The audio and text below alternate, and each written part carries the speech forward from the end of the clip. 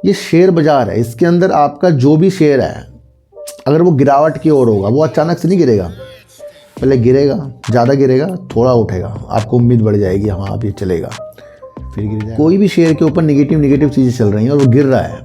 अब हम कहें कि आज से हो जाए, कल से हो जाए, सही तो न्यूज़ आने पे होगा। जब भी कोई पॉजिटिव न्यूज़ आ जाएगी कि भैया ईडी ने जो जांच करेंगे वोडाफोन आइडिया की, वोडाफोन आइडिया ने जहां अपने राजस्व को बढ़ाया वो अच्छी चीज़ है, अच्छी बात करी उसने। पर एक अभी भी इसके कहा था कि जब भी कोई निगेटिव न्यूज़ का हमारे सामने आगमन होता है तो कहीं ना कहीं वो जो न्यूज़ है आगे जाकर उसकी गिरावट का एक संकेत बन जाता है। करीब करीब 157 रुपये में आर इंफ्रा आ गया है और 37 रुपये के करीब आर पावर आ गया, जो टॉप पर ये शेयर चल रहे थे। अंबानी जी का ग्रुप रिलायंस इंफ्रा 157 रुपये पर पहुंच गया। दूसरा आर पावर।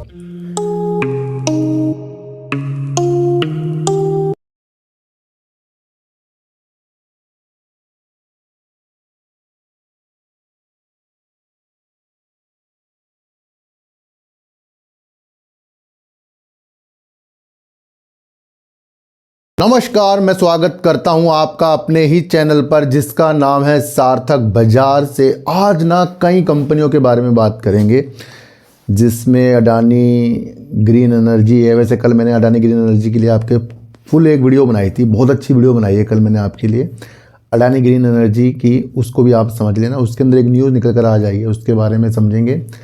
अडानी इंटरप्राइजेस के अंदर कई कंपनियां थी जिसके अंदर से अलग अलग कंपनियों को शेयर बाज़ार के अंदर अडानी ग्रुप ने लिस्ट किया, जिसके अंदर अडानी टोटल गैस हो गया, अडानी एनर्जी हो गया, काफ़ी कंपनियां इस तरीके की जो इस तरह के वर्क करती है। और अभी भी कई कंपनियां जो हैं अडानी इंटरप्राइजेस के अंदर है, जिसका भी मैं आपको बताऊं उससे वो अलग होकर फिर से लिस्ट हो सकती है। जिसके अंदर एक एयरपोर्ट का जो इनका बिजनेस है, जो अडानी इंटरप्राइज के अंदर ही वर्क होती है, अडानी एयरपोर्ट इस तरह कंपनी होल्डिंग कंपनी है, तो उसका भी कभी ना कभी आपको लिस्ट होते हुए देखने को मिलेगा। फिलहाल वो जो भी वर्क विमानन से संबंधित है, एयरपोर्ट से संबंधित है, वो अडानी इंटरप्राइजेस के अंदर आता है। तो एक न्यूज़ निकल कर आ रही है, उस न्यूज़ को भी आज हम समझेंगे और बात करेंगे। वोडाफोन आइडिया के जेफरीज ने अपनी रिपोर्ट प्रस्तुत की। दूसरा, आज भी आपको रिलायंस ग्रुप जो है, यानी कि अनिल अंबानी जी का ग्रुप, रिलायंस इंफ्रा 157 रुपये पर पहुंच गया। दूसरा आर पावर। देखो सर, मैंने आपको पहले भी कहा था कि जब भी कोई निगेटिव न्यूज़ का हमारे सामने आगमन होता है तो कहीं ना कहीं वो जो न्यूज़ है आगे जाकर उसकी गिरावट का एक संकेत बन जाता है। आर पावर, आर इंफ्रा, ये मैं बहुत पहले भी कवर करके जा चुका हूँ। और जब मैंने आपको अभी हाल ही में लास्ट इसकी वीडियो एक बनाई थी, तब भी कुछ निगेटिव उसके अंदर कमेंट आ गए थे। और मैंने बताया क्या था, मैंने तो यही कहा था ना कि इनके ऊपर कोई जांच चल रही है।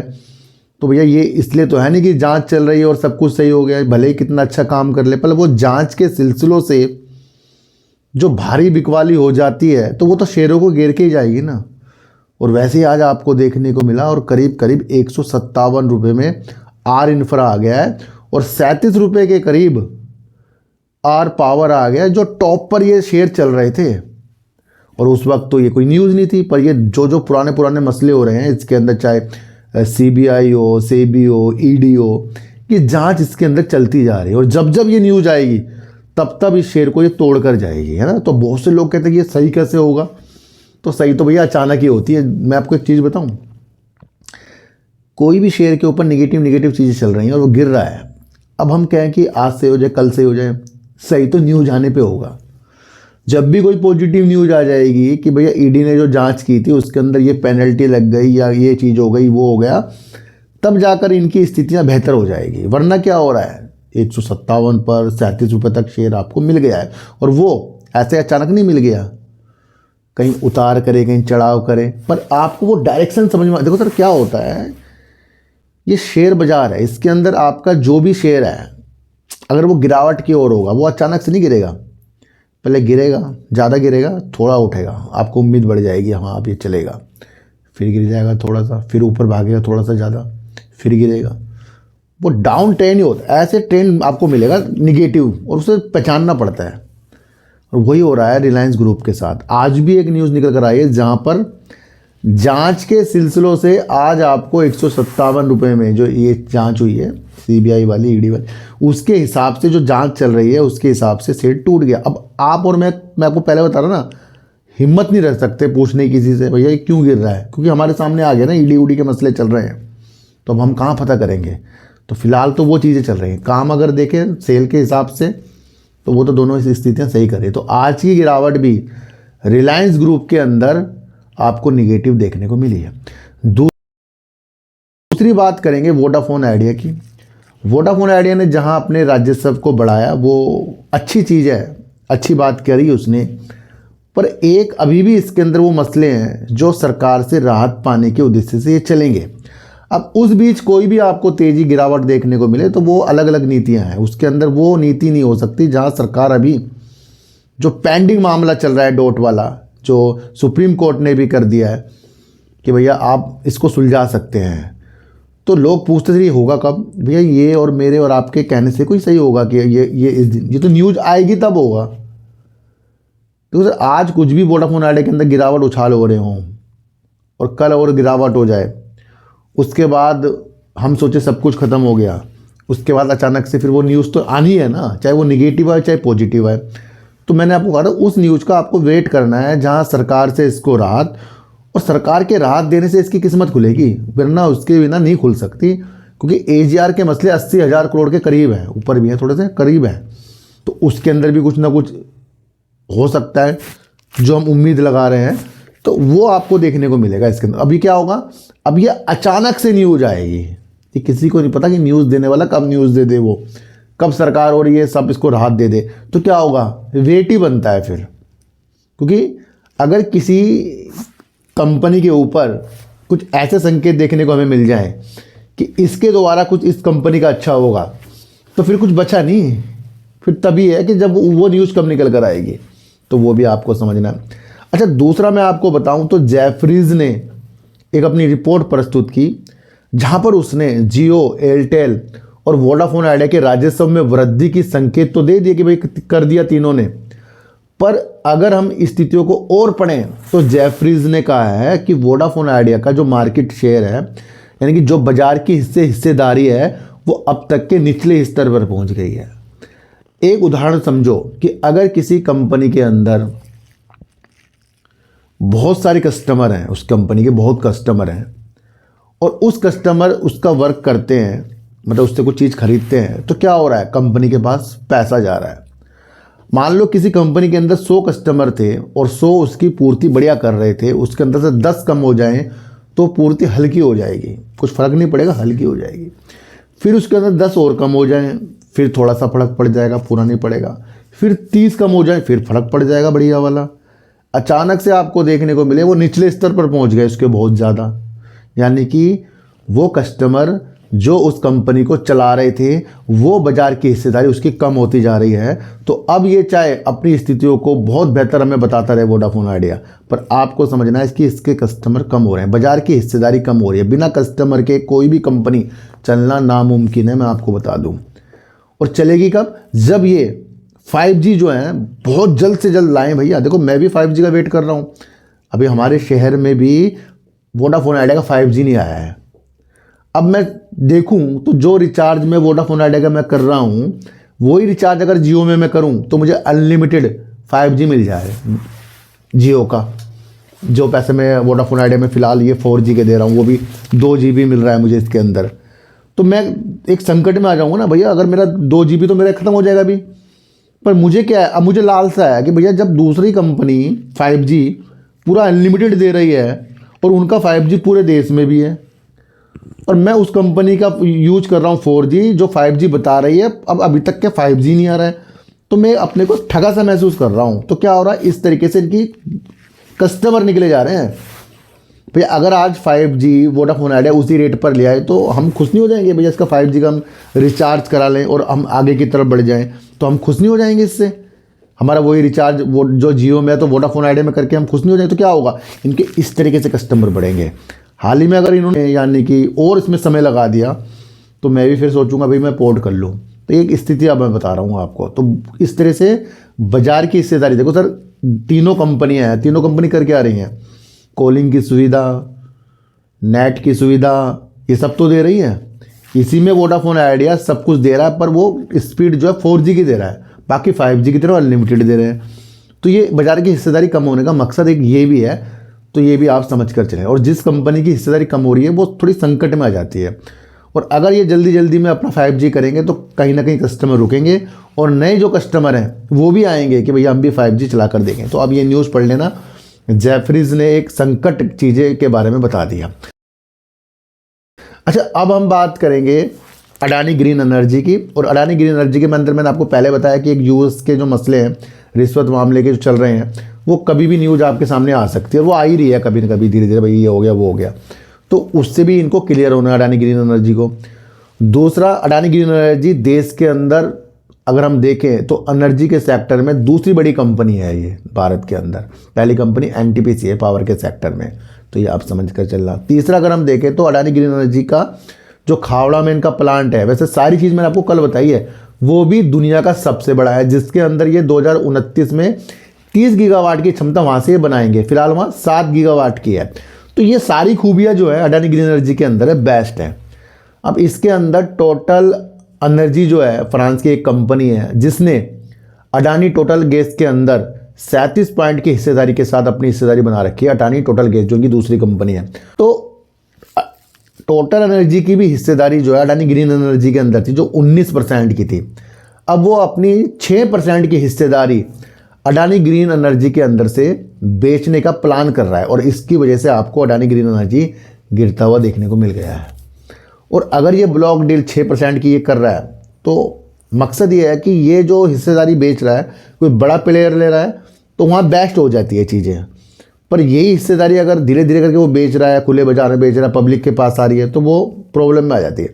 तो अब हमें देखना है कि जो 6% की हिस्सेदारी टोटल एनर्जी बेच रहा है, तो ये किसको बेच रहा है, कोई बड़ा प्लेयर आ रहा है, क्या आ रहा है, तो वो भी हमें समझ कर चलना पड़े। एक न्यूज़ तो ये थी। दूसरी बात हम करेंगे अडानी इंटरप्राइजेस की, क्योंकि उसके अंदर कई कंपनियां, जिसके अंदर एक एयरपोर्ट का जो बिजनेस है उसकी भी कंपनी जो है अडानी इंटरप्राइजेस में। और अडानी ग्रुप ने कह रखा है कि फ्यूचर में ये इसका भी IPO ला सकते हैं ना, तो ये भी आप समझ कर चल सकते हैं, या अलग से लिस्ट कर सकते हैं। तो वो भी हमारे लिए सोचने का एक विषय बन जाएगा। अब क्या है, अडानी ग्रुप जो है, अडानी एयरपोर्ट जो है अच्छा खासा बिजनेस कर रहा है, जैसे एयरपोर्ट है इनके। अब ये विमानन की स्थितियों में भी आगे बढ़ रहा है अडानी इंटरप्राइजेस, यानी उसकी एक सहायक कंपनी आगे बढ़ रही है। और एक न्यूज़ निकल कर आ रही है जहां पर ये एक कंपनी का हिस्सेदारी लेने की सोच रहे हैं, यानी अधिग्रहण करने की सोच रहे हैं, जो विमानन को परीक्षण देते हैं, पायलट को परीक्षण देते हैं, इस तरीके की एक कंपनी है। तो अगर ये इस बिजनेस में आगे बढ़ रहा है, तो यानी कि इसके जो दूर के मसले हैं एयरपोर्ट के बिजनेस में, विमानन में, रक्षा के क्षेत्र में, एरोस्पेस के क्षेत्र में, तो वो एक दरवाजे खोल रहा है और बड़ा होने के लिए अडानी इंटरप्राइजेस को। क्या न्यूज़ है, इस न्यूज़ को आज अगर हम समझ कर चलेंगे सर। अडानी ग्रुप विमानन परीक्षण व्यवसाय पर नज़र गड़ाए हुए है, पायलट परीक्षण फर्म FSTC का अधिग्रहण करने की योजना बना रहा है। बहुत बड़ी न्यूज़ है। अडानी ग्रुप की रक्षा और एरोस्पेस शाखा कथित तौर पर फ्लाइट सिमुलेशन टेक्निक सेंटर यानी कि FSTC को खरीदने के लिए उन्नत चर्चाओं में है, जो पायलट परीक्षण व्यवसाय में इसके बड़े कदम का संकेत है। टाइम्स ऑफ इंडिया की एक रिपोर्ट के अनुसार यदि ये सौदा अंतिम रूप ले लेता है तो ये ग्रुप की अधिग्रहण आधारित विस्तृत रणनीति को और मजबूत करेगा। तो बेस्ट न्यूज़ निकल कर आ रही है अडानी इंटरप्राइजेस के लिए। रक्षा और एरोस्पेस को एक महत्वपूर्ण विकास क्षेत्र के रूप में पहचाने जाने के साथ अडानी ग्रुप निवेश में उल्लेखनीय वृद्धि की योजना बना रहा है।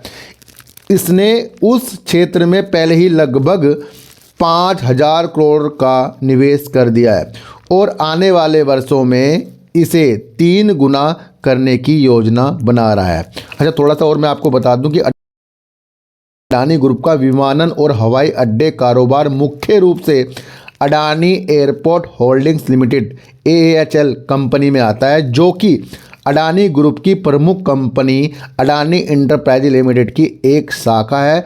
AHL भारत की सबसे बड़ी हवाई अड्डा अवसंरचना कंपनी है जो भारत की कई अंतर्राष्ट्रीय हवाई अड्डे का संचालन करती है। तो मैं ऐसे नहीं बोलता भैया, पूरी नॉलेज लेके मैं आपको चीज़ें बताता हूँ, मैं ऐसे हवाई वीडियो नहीं बनाता हूँ। तो ये कुछ संकेत होते भैया, देखो मैं आपको न्यूज़ समझा रहा हूँ, उसकी स्थितियाँ बता रहा हूँ। मैं ये नहीं कह रहा हूँ कि अगर आज किसी में निगेटिव न्यूज़ आई तो वो बहुत बेकार हो गया जी, आज अच्छी आई तो बहुत अच्छा हो गया जी। मेरा कभी भी ये माध्यम नहीं रहेगा। सुजलोन एनर्जी में देखना, अभी परसों मैंने एक वीडियो बनाई थी जिसमें मैंने बताया था कि एक बड़े विश्लेषक ने कहा कि भैया बेचो और अपना पैसा रखो बैंक में। तो मैंने उसका पूरा विवरण आपको समझा दिया था, और जो जो लोग समझ गए होंगे वो सच में ही कह रहे होंगे हाँ भैया ऐसी चीज़ें भी होती हैं। तो वो एनालाइज होती है जहाँ आप बहुत कुछ अपने को समझा सकते हैं मेरी वीडियो को देखकर, है ना। कोई खरीदने कोई बेचने की स्थितियाँ मेरे चैनल पर बिल्कुल भी नहीं होती है। अच्छा, थोड़ा सा अगर मैं वोडाफोन आइडिया को अब आपको न्यूज़ के द्वारा भी समझाऊंगा और उसके द्वारा भी आपको समझकर चलना पड़ेगा। तो क्या न्यूज़ आई है, देखो सर, दूरसंचार कंपनी का राजस्व वित्त वर्ष 2026 की दूसरी तिमाही में बढ़ा। वोडाफोन आइडिया की बाजार हिस्सेदारी अब तक के सबसे निचले स्तर पर पहुँच गई, जेफरीज ने यह बोल दिया है। तो जियो, एयरटेल, वोडाफोन आइडिया ने वित्त वर्ष 2026 की दूसरी तिमाही में अपने राजस्व में अच्छी वृद्धि दर्ज कर दी है। मैंने आपको पहले ही बता दिया था। भारत की तीसरी सबसे बड़ी कंपनी का बाजार हिस्सेदारी अब तक के सबसे निचले स्तर पर पहुंच गई है। एयरटेल का राजस्व साल दर साल कितना परसेंट बढ़ा, 12%, और जियो का 10% बढ़ा है। और आपको देखने को मिला कि वोडाफोन आइडिया ने भी 4%, जिस हिसाब से कंपनी है तो उसने भी अपनी स्थिति को अच्छा खासा करके गई है। लेकिन अगर हम स्थिति को और देखें तो जबकि ग्राहक की संख्या में लगातार कमी आई और आधार साल दर साल 6% कम रहा, यानी साल दर साल 6% की इसने अपनी बाजार की हिस्सेदारी को खो दिया। तो ये न्यूज़ भी आपको समझकर चलनी पड़ेगी। वैसे इसका विश्लेषण मैंने आपको शुरू में बता दिया है। अब मैंने वीडियो बनाने के माध्यम चेंज करे हैं, जहाँ पहले आपको समझाया जाएगा, बाद में आपको न्यूज़ वो बताई जाएगी। क्योंकि फिर आप कहेंगे भैया ऐसी न्यूज़ बता रहे हैं, तो न्यूज़ भी आपको बताना जरूरी है ताकि पता लगे हाँ न्यूज़ को देख के ही ये चीज़ें की गई हैं। तो एक न्यूज़ जो है, CBI और MCA जांच की चिंताओं के कारण रिलायंस इंफ्रा का शेयर 4.99% गिरकर 157 रुपये पर आ गया। नियामक दबाव और बढ़ते वित्तीय दबाव के कारण रिलायंस इंफ्रास्ट्रक्चर 52 सप्ताह के निचले स्तर पर पहुंच गया है, जिससे निवेशक भयभीत है। क्या यह शेयर इस गिराते संकट में उबर पाएगा? तो इस तरीके की वो चीज़ें हैं, तो ये आप समझकर चल सकते हैं। ये मैंने आपको पूरा विश्लेषण करके आज बता दिया। आज की वीडियो आपको कैसे लगी एक बार मुझे ज़रूर बताना। और किसी को भी खरीदने बेचने की नीतियाँ मेरे चैनल पर बिल्कुल भी नहीं है। मेरा कोई टेलीग्राम कोई व्हाट्सएप ग्रुप नहीं है और ना ही आज तक मैंने बनाया है। तो सर सच्ची वीडियो देखिए, अच्छी वीडियो देखिए, समझ कर देखिए। चींटी को आटा दीजिए, गाय को रोटी दीजिए और अपने बच्चों को ज़्यादा से ज़्यादा प्यार कीजिए, क्योंकि बच्चे ही आपकी मासूमियत से किस्मत पलटेंगे। तो फिर मिलेंगे आपसे नई वीडियो के साथ, जब तक के लिए नमस्कार।